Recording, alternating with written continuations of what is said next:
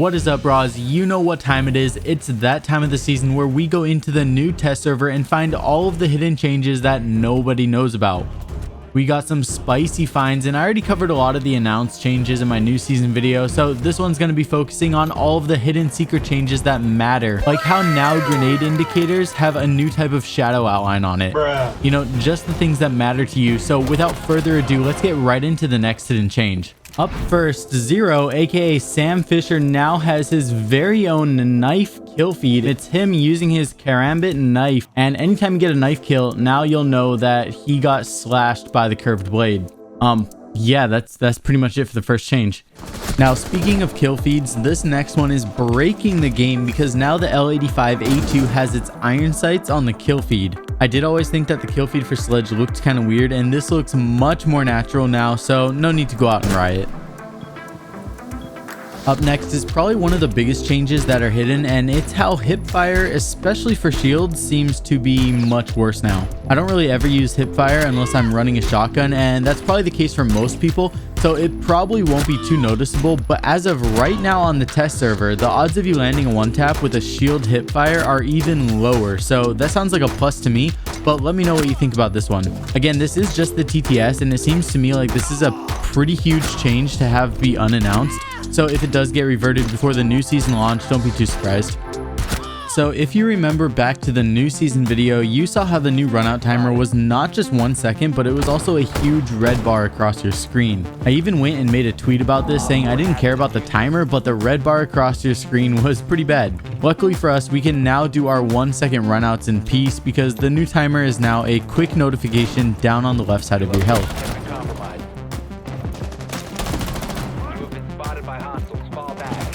Another nice little change for runouts is that my favorite runout path on Chalet is now smoothed out. It's this little rocky section above the garage, and when you run east, you used to get stuck on the rocks and have to wiggle sideways, but now you can easily just run right up and over them. This runout is kind of too long now with the 1 second timer, and we're gonna have to pick and choose our runouts better from now on, but this is nice to know about.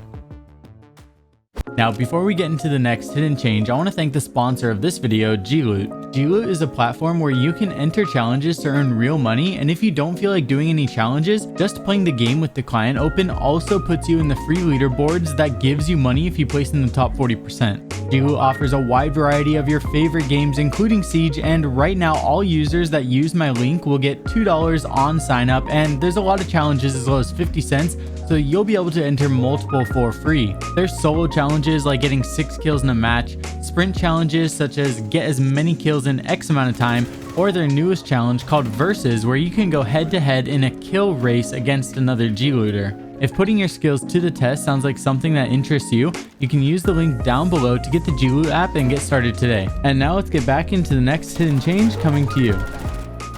Alright, so back to the game-changing ones. We are no longer going to be able to spam Zophia's Withstand, where before you pretty much could tweak out and Ubisoft probably would need to give us an epileptic warning.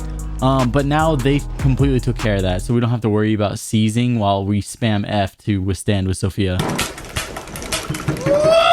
Now, I'm not 100% sure if these next couple ones were intended, but these ones are pretty nice to have. You might notice on screen right now that the vault up on the test server is actually a little bit quicker than the one on the live build. You also kind of bring your gun up sideways when you back up off of a ledge.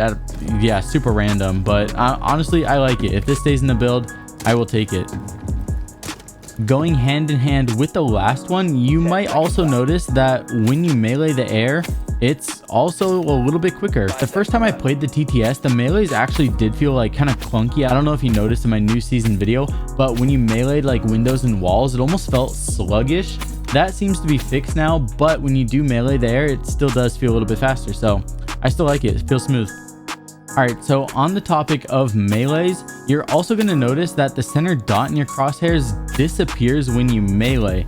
And this one is super random, but I also noticed how we used to be able to run just a single dot on the screen and then turn off our crosshairs, and it looked kind of like a Valorant crosshair where you always had like that center dot, or however you customize your crosshairs. But for whatever reason on the test server, when you turn off your crosshairs now and you leave your center dot on, everything has just disappeared. So maybe that'll be fixed, but I guess only time will tell. All right, so this next one is just going to be a quick side-by-side comparison to show you how reinforcing is so much better now. You feel a lot more crisp, and they dropped the timer down from 5.5 seconds to 4.5 seconds. This also was mentioned on the patch notes, but I wanted to throw up a quick side-by-side comparison because it is a big change and it does feel a lot better.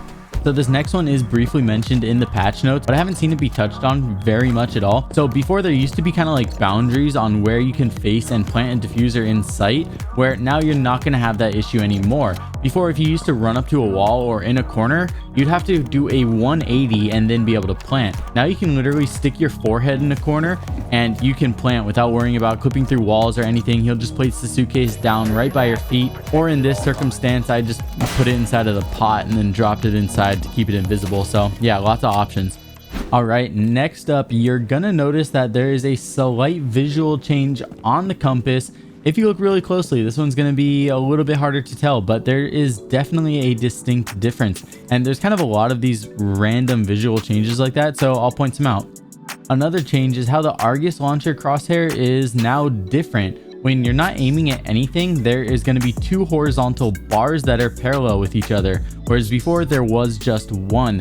Also, the animation when the up arrow and down arrows go, depending on how the SamCam can be placed, it seems like it transitions a lot smoother than how it used to.